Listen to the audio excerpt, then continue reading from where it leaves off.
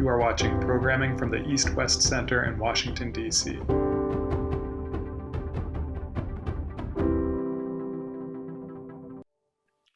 Well, greetings, everyone. My name is Satu Limaye, and I'm the Vice President of the East-West Center and the Director of the East-West Center in Washington. Absolutely delighted to have you join us today for what promises to be a very interesting program indeed, and is the first in a new series on North Korea's links with the world and its relations with the world. And we're delighted to cooperate and collaborate with our good colleagues at the National Committee on North Korea. We have today their research fellow, Mr. Dan Wertz. But of course, there's a whole team there led by Keith Luce and working with the East-West Center in Washington on a website called North Korea and the World. And that website maps out North Korea's external engagements. And we're delighted to have this inaugural event in the series on such relations, beginning with Beyond the Hermit Kingdom, North Korea and the Postcolonial World. And we have with us Dr. Ben Young, who's written a book, very interestingly titled book called Guns, Guerrillas, and the Great Leader, North Korea and the Third World. And Dan is going to be engaging in a kind of fireside chat with Dr. Young on the book and the issues related to it. So with that, may I turn it over to Dan and welcome you all. And thank you, Dan, so much for doing this. Thank you, Satu. And Ben, we're really glad to have you here today for discussion of North Korea's relations with the post-colonial world and developing countries. Your book, Guns, Guerrillas, and the Great Leader, I thought it was a great read, very well researched, very concise, very wide-ranging in looking at North Korea's relations in Africa, Asia, Latin America. And I want to start with a question about the subtitle, which is North Korea and the Third World. And the term Third World has fallen out of favor a little bit, but certainly during the Cold War era, when North Korea's overseas influence and activities were at their height, that was a very much more commonly used term. So what did this idea of the Third World mean to Kim Il-sung?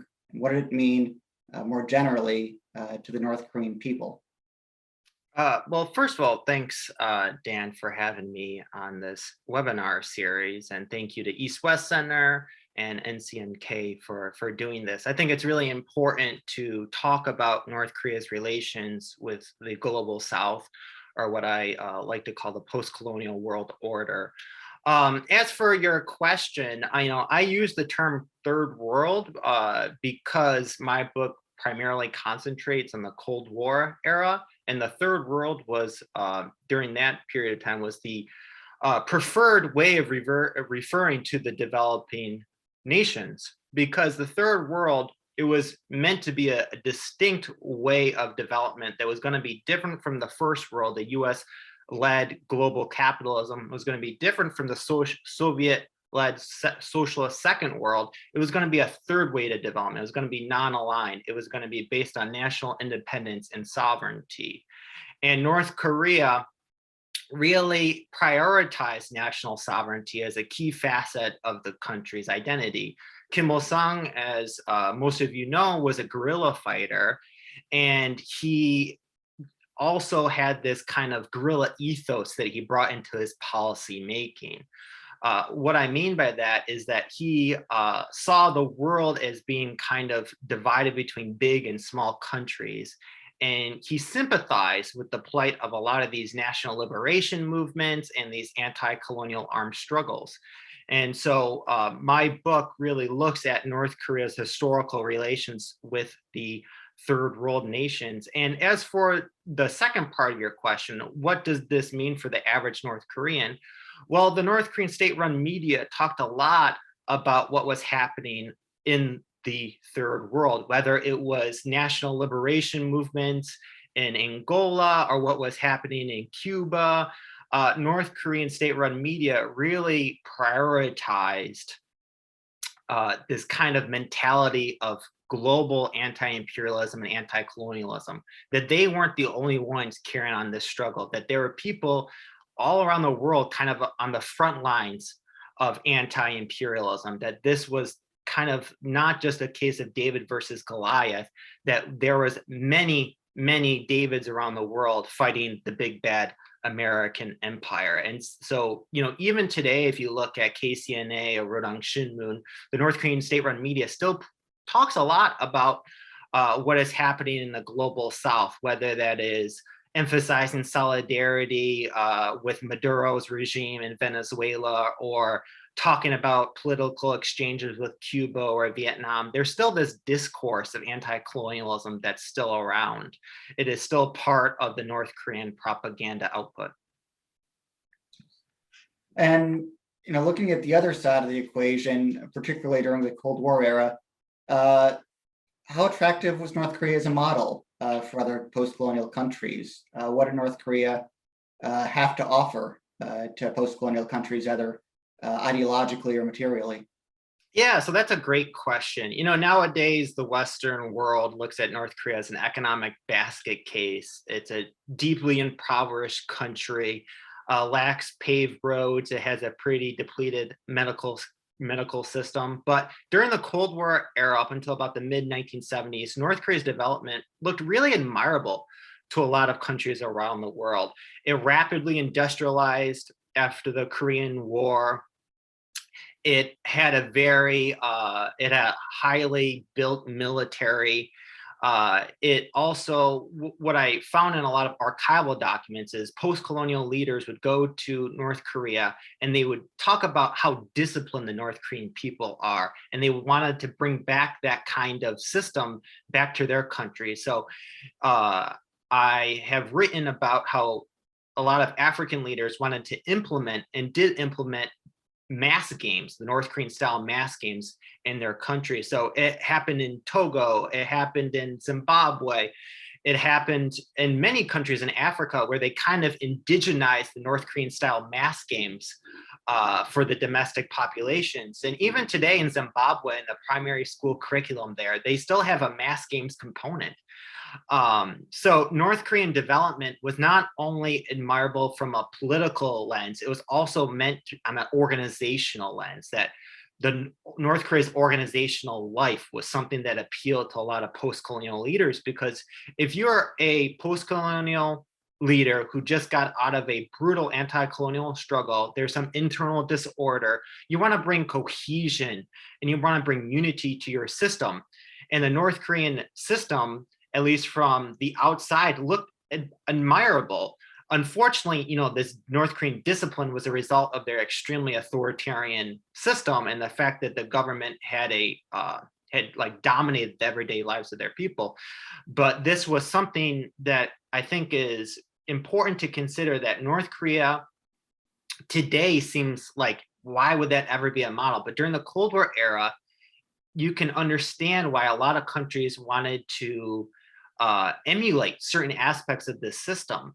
And so you have these North Korean, or you have these African leaders and leaders from Latin America going to North Korea and talking about how beautiful Pyongyang is, the wide boulevards, the clean air, the disciplined North Korean people, about how much emphasis North Korean government puts into helping the school children there.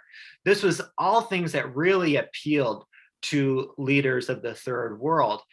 And North Korea wanted that. They kind of promoted that, because what they got in return was they got diplomatic recognition. They got the fact that they could establish embassies abroad. This was a way for them to boost their own international prestige and status.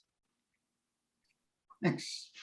And following up on that point of North Korea's rationales for engaging with the third world, engaging with post-colonial countries, certainly that drive for status was one. And I think there are a few other threads that come out from your book in North Korea's rationales for its overseas engagement. The kind of Korea first approach, where it's in this competition with South Korea for international legitimacy and prestige. I think at times genuine solidarity with international anti-imperialist causes and anti-colonialist causes. And finally, about propping up the personality cult for Kim Il-sung domestically. So to what extent, can you separate these factors? Did they wax and wane over the decades? I think too often analysts and observers kind of they separate North Korean domestic policy from foreign policy. And in my work, I try to look at North Korean foreign policy as an extension of the North Korean domestic system. For example, in 1967, there was the implementation of the monolithic ideological system, which put Kim Il-sung front and center, and the Kim family really became the centerpiece of the North Korean propaganda apparatus. This had an effect on the country's foreign policy, in which they really started to promote Kim Il-sung internationally. So you have the North Korean propaganda apparatus putting full-page ads in African newspapers and South Asian newspapers. You even have the North Korean propaganda apparatus putting up propaganda in major Western newspapers like the New York Times, and the Washington Post, and the Boston Globe. So if you actually go to the archives of the New York Times, you can actually find North Korean propaganda in there, because the North Korean state actually paid for these ads. So all this is to say that I kind of think it's important to look at North Korean domestic policy and foreign policy together. You really can't separate the two. And if you're a North Korean diplomat and you might be, the one paying for these ads, you're getting funds from Pyongyang, you're not going to tell your higher ups that, no, I think this is a bad idea. There's not that kind of dissent in the system. They probably knew this was a waste of funds. In my research, I found some instances where African newspaper editors were purposely ratcheting up the prices in order to gouge the North Koreans for as much money as possible. And there's probably were North Korean government officials who thought this probably is not a good use of our limited financial resources. But in a system like North Korea's, you don't question it. There's not that kind of back and forth like there is in Western liberal democracies. So there is, when it comes to North Korean foreign policy, there was a lot of kind of the domestic politics mattering in playing into that. And another element of that is the inter-Korean competition. The fact that North and South Korea were competing for diplomatic recognition, they're competing for international prestige and status. This mattered a great deal to both Koreas. This was really an important part of the national identity for the DPRK and also the ROK. So you have in the South Pacific, North Korean diplomats jumping from island to island, trying to get recognition from these very small South Pacific island nations. And then you have the South Korean diplomats chasing after them, trying to win over these South Pacific island nations. So you have kind of inter-Korean competition playing out all over the world in interesting ways, in Jamaica and the South Pacific and Africa. So the inter-Korean competition was not just something that it was restricted to the Korean Peninsula, it was something that was a worldwide affair. And you could argue that it is still that way today. During Park Geun-hye's administration, she kind of went on this Africa diplomacy route where she was purposely going to countries that North Korea had close relations with, such as Uganda, and she was trying to win them over to Seoul's side. And so these kind of historical relations that Kim Il-sung built are still there today in terms of who North Korea interacts with abroad. So as you argue, a lot of North Korea's foreign relations stemming from domestic policy, you trace a change in North Korea's foreign relations to the transition from Kim Il-sung to Kim Jong-il in the 1980s.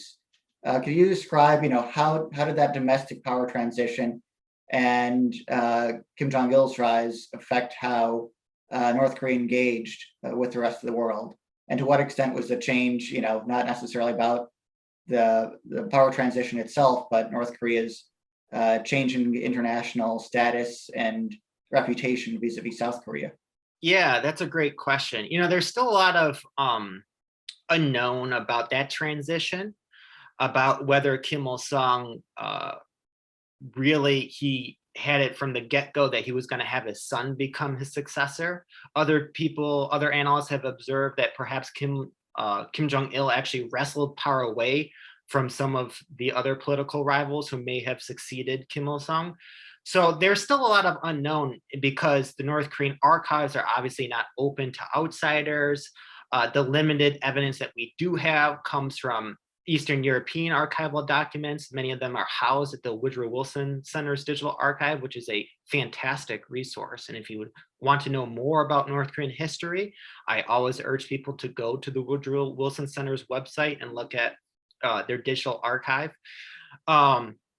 And so in terms of Kim Jong-il, when he really wrestled power away, my kind of research focuses on the 1980s, and that is when that transition became more and more palpable, and when Kim Jong-il really kind of asserted his own status and his own influence. And so Kim Jong-il had a different upbringing, and I think that had a profound impact on North Korean foreign policy. Kim Il-sung, he fought in Manchuria. He was a rough and tough guerrilla fighter. Kim Jong-il was raised essentially in a palace, in a very privileged upbringing. And I think that he didn't have that same kind of solidarity with anti-colonial movements around the world the same way that Kim Il-sung did. So Kim Jong-il, he saw the third world as a place that had a lot lax enforcement, a place that he could get away with bombing political rivals, such as the 1983 Burma bombing. He saw it as a place where he could kind of get his diplomats to perhaps traffic ivory and do misdeeds and illicit activities. And so Kim Jong-il was, in my opinion, a very different leader than Kim Il-sung.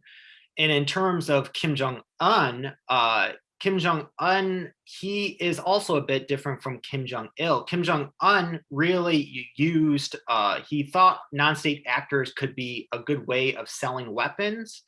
So there were some instances during his reign, Kim Jong-il's reign, where they, North Korean sold weapons to Hezbollah, and also to groups such as the Tamil Tigers, and they use intermediaries like Iran. And that seems to have gone away during Kim Jong-un's rule.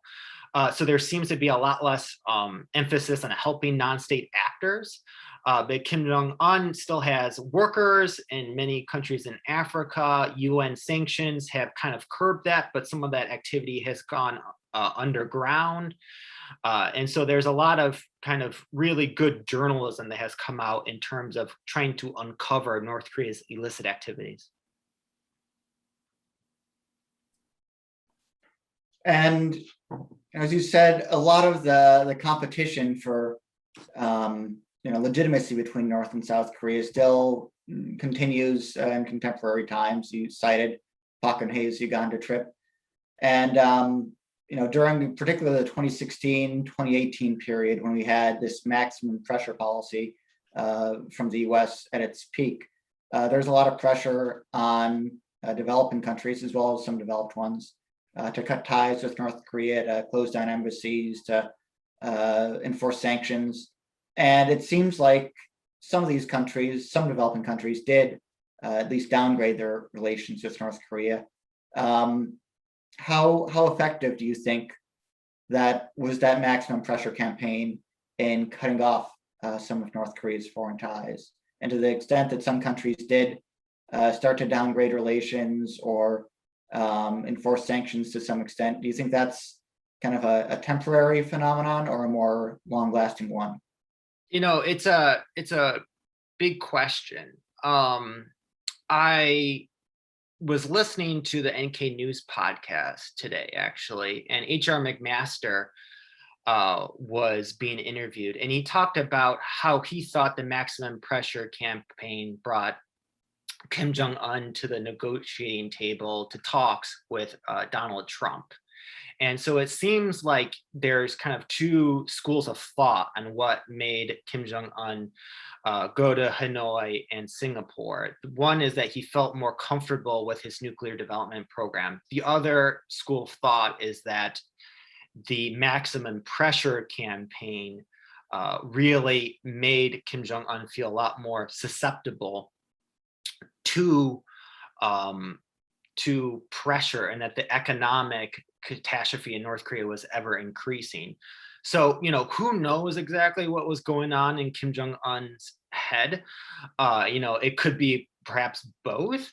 It doesn't have to be monocausal. In terms of the sanctions effect on North Korean workers abroad, I think it had a profound effect. By the end of December 2019, North Korean workers were ordered to return to the DPRK. There are some reports that not all of them did return. There are some reports that, for example, in Uganda, that the North Korean workers just went underground, but there was a fairly large percentage of North Korean workers that did return to the DPRK. And many of these workers were working on construction sites in Africa, helping to build monuments and statues. Some of them were also military advisors, for example, helping the Ugandan police forces. But North Korea seems to have shifted many of its illicit activities to cyber. Perhaps some of this has to do with the pandemic and the fact that North Korea closed its borders down really tightly, and it's just shifted over to kind of the digital realm, and because they're so scared of bringing in COVID and having a really bad outbreak there. But it seems that North Korea's illicit activities have really ratcheted up in the cyber domain. And to the extent that some of these countries have maintained ties with North Korea, that they've been kind of sticky despite sanctions, despite Western pressure. Would you attribute that to the kind of long-lasting influence of North Korea's anti-imperialist campaigns and outreach during the Cold War era and that long history?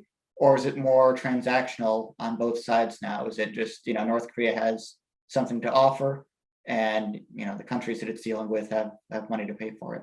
Yeah, that's a great question. I recently wrote a report for the U.S. Institute of Peace where I look at North Korea's contemporary relations with Africa. And I do think that this historical solidarity between many African nations and North Korea plays a large role as to why these countries are so reluctant to cut off all diplomatic ties with Pyongyang. For example, Namibia, during its anti-colonial struggle, was supported by North Korea. The North Koreans sent military help, and they supported SWAPO, which was the anti-colonial movement in Namibia. And there was some, this is available in the public domain, but there are some Namibian government officials who were being questioned. Why do you continue these relations with North Korea? It's this international pariah. It's not a country that you really should be so close with. And they helped us. They helped us during our period of struggle. We remember that. And I do think this historical solidarity plays a really important role in Africa-North Korea relations. North Korea also gets something from that. They get the opportunity to sell their weapons, and they get the opportunity to earn much needed hard currency. A lot of these African countries, in return, they get relatively affordable weapons. They also get to kind of demonstrate their anti-Western credentials. Many of these former guerrilla movements and anti-colonial movements became the legitimate governments of these states. They still have to kind of play up their anti-Western credentials, even though many of them take aid from Western countries and organizations. And so, to what extent then, I mean, with North Korea, closing its borders with the pandemic, really looking inward, do you see that as a kind of turning point in North Korea's interest in engaging with the rest of the world right now? Do you see, maybe there's a few friends internationally that North Korea still wants to engage with, or is there still an interest, by Kim Jong-un and others in the North Korean elite to project this image of North Korea internationally as this anti-imperialist state that's standing up to America, and to have the kind of international engagement that would follow from that? It's always hard to predict North Korea's future. it's always perilous to look into the crystal ball of Pyongyangology, because we just don't know. And especially now that the pandemic has really sealed North Korea's borders, there's a lot less information coming from inside the DPRK. I think the DPRK government is very concerned about the pandemic, primarily because of its very fragile and weak medical system. Also worried about, Kim Jong-un. He surely seems like he'd be a high risk for a negative outcome of COVID. So I think in the short-term future, North Korea is very concerned with getting vaccines and stopping the pandemic. Also very concerned with domestic economic policy. Kim Jong-un has even kind of admitted that there's been economic troubles in the country. He has actually emphasized forest restoration as a key policy issue. In 2015, he had a speech in which he talked about why forest restoration is a really important task for the Korean Workers' Party. And so I think there's a lot on his plate right now in terms of what to prioritize.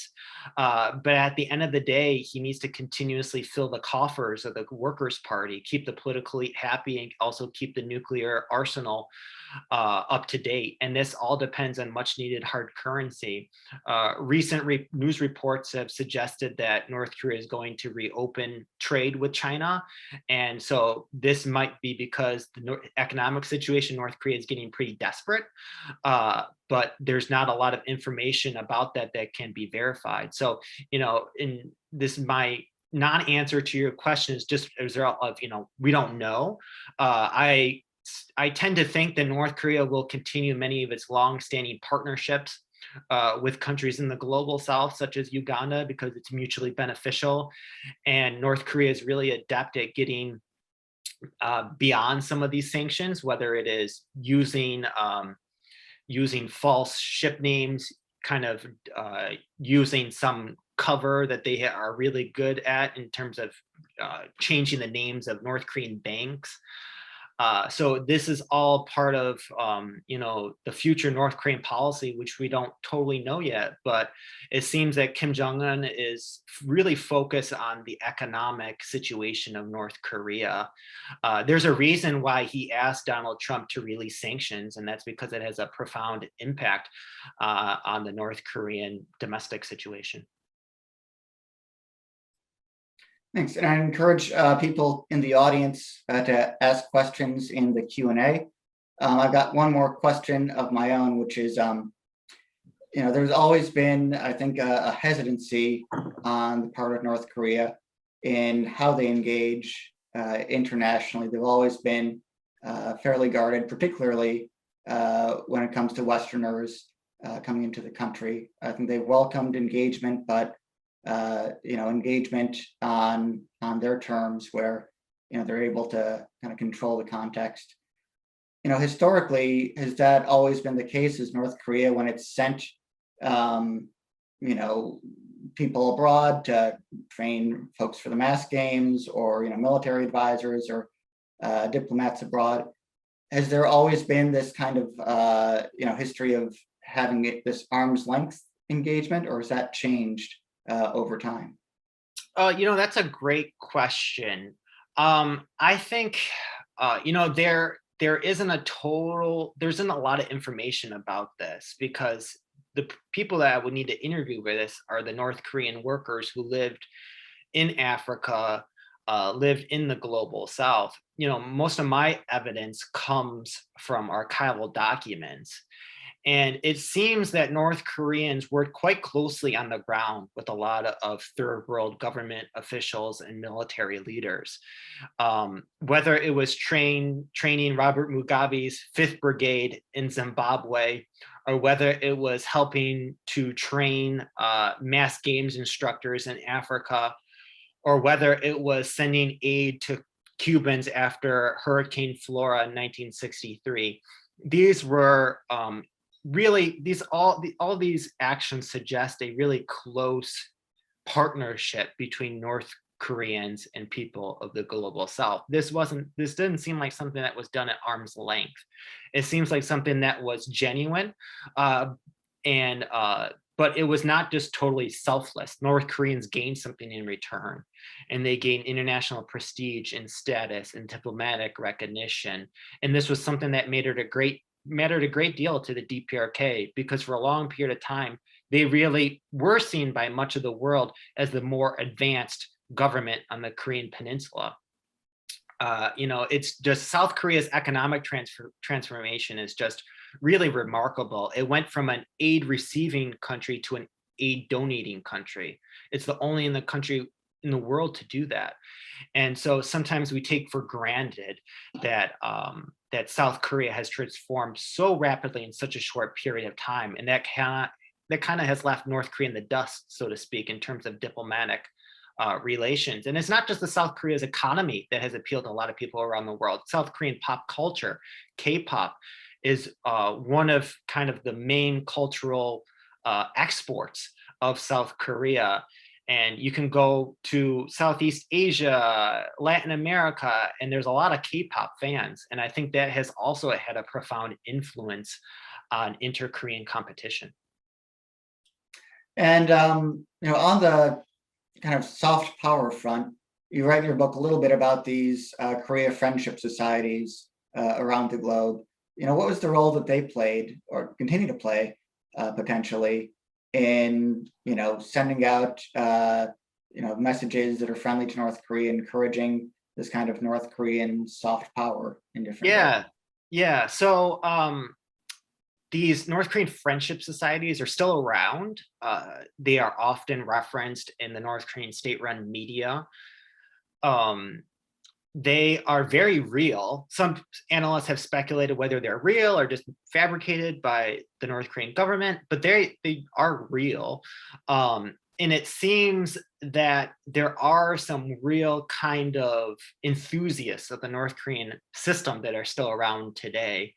There's a fairly active North Korean friendship society in Nigeria. But during the Cold War era, these friendship societies were quite active. The North Korean government saw them as kind of fifth columns of influence around the world. They were kind of ways to build the diplomatic status and prestige of Pyongyang. Nowadays, they're kind of seen as kind of almost obscure, kind of backwards societies that aren't really relevant. But the fact that the North Korean state-run media promotes them, I think, means that they also have an effect domestically, because no people, no country wants to be seen as isolated. So if you promote this domestically, it kind of helps the domestic population realize, we do have some credentials abroad. People really do perhaps see our great leader as the great leader that he is. And so it is kind of, it has really kind of become really important for the domestic kind of propaganda apparatus. And we've got a question from Michael Marshall. Can you say something about North Koreans, specifically about the Maoist insurgency in Nepal and how that evolved once the Maoists became part of Nepal's formal political system? And more broadly, to get away from just one specific example, how did North Korea's relations with around the world, different insurgent movements that it supported, change when those movements started to come into power in their own right? Yeah, so in terms of the Maoist insurgency in Nepal, I don't know a whole lot about this. One of the things about when you research a book about North Korea and the third world is the third world is huge, and I'm not an expert on every single diplomatic relationship that North Korea has, but I do know that North Korea did support a insurgency in Sri Lanka in the early 1970s. The North Korean embassy was linked to this insurgency. The Sri Lankan government later kicked them out. And so this was one of the interesting aspects in which the Pyongyang government supported non-state actors. They also supported a Mexican revolutionary movement known as the MAR, and these Mexican revolutionaries, they traveled to Pyongyang to receive training. They went to Pyongyang via the Soviet Union, and then they later went back to Mexico, and their connection to North Korea was uncovered. And so there are some kind of interesting interactions between Pyongyang and foreign insurgents, and there should be more research done on this topic, actually. And we've got another question from Mark Kustra. In your research, have you seen any signs of North Korean cooperation and collaboration with Chinese interests in Southeast Asia and Africa? And I guess that can, pertain either contemporarily or more historically. Signs of North Korean collaboration with Chinese interests in Southeast Asia and Africa. That's a great question. In my report with the U.S. Institute of Peace, I talk about China's role in North Korea-Africa relations. There was a munitions factory in Uganda, which was the biggest munitions factory in Uganda at the time, and it was built with the help of Chinese government support and also private sector interests. And North Koreans were helping the Ugandans build this as well. So there seems to have been kind of built on a Sino-North Korean solidarity there. One of the really interesting aspects of North Korea's current involvement in Africa is that diplomats have been caught trafficking ivory and rhino horns, and there is no market that we know of for those materials inside North Korea. They primarily sell those wares in China, and so there perhaps are some connections between Chinese triads, Chinese gangs essentially, and the North Korean government, and selling those goods on the Chinese black market.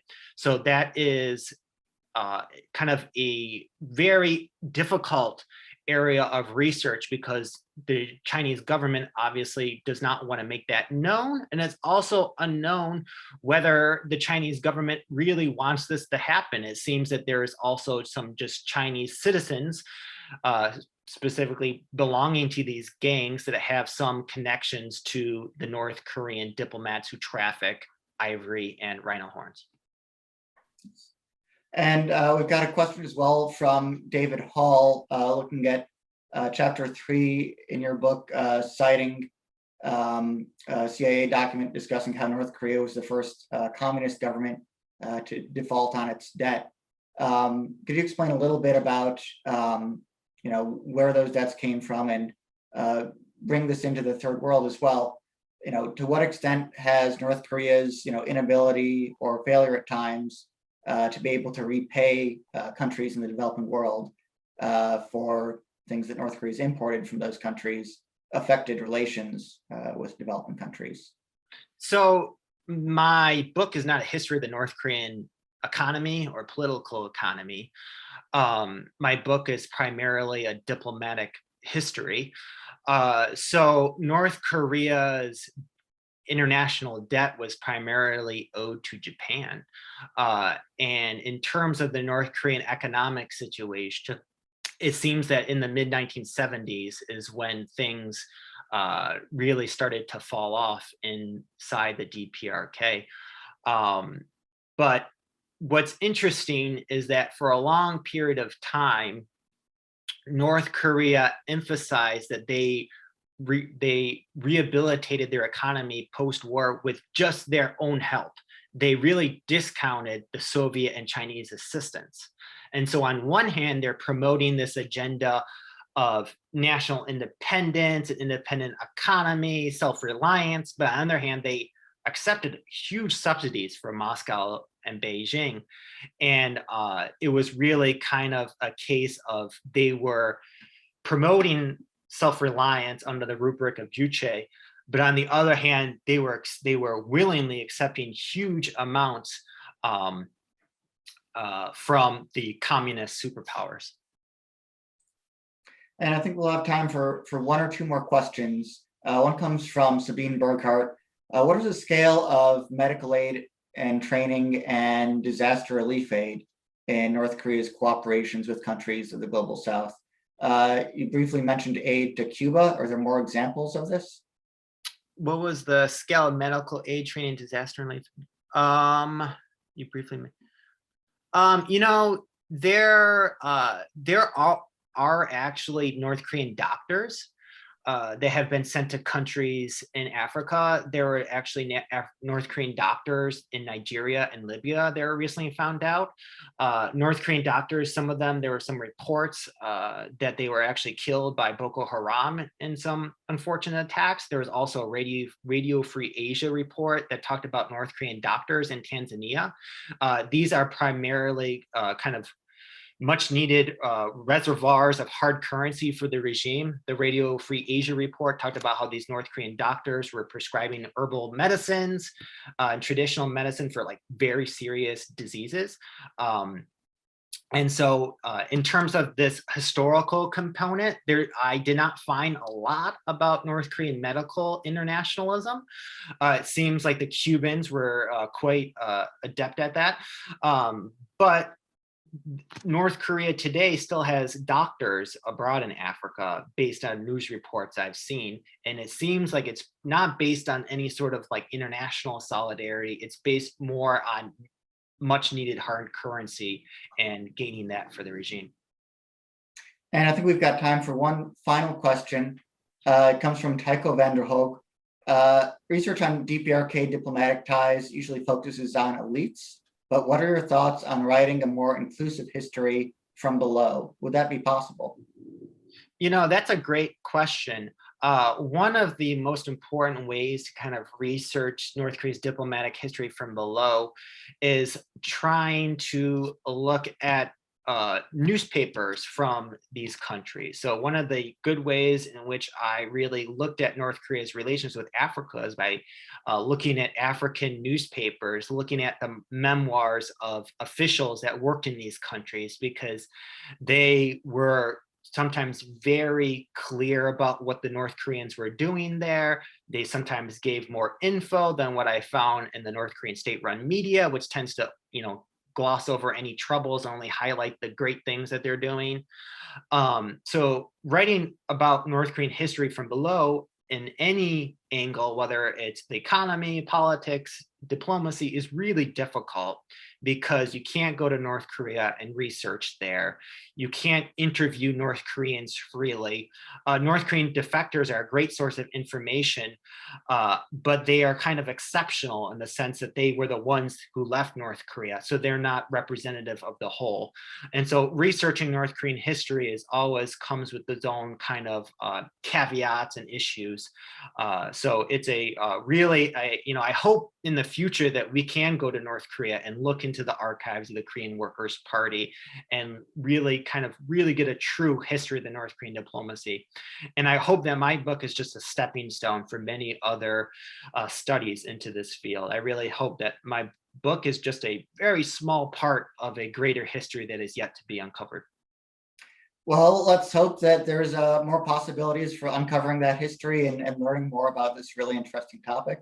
And Ben, on behalf of the East-West Center in Washington and NCNK, thank you so much for coming to speak with us today. It's been a great discussion, and we hope that folks in the audience can join us for follow-up discussions in this series on North Korea and the Global South.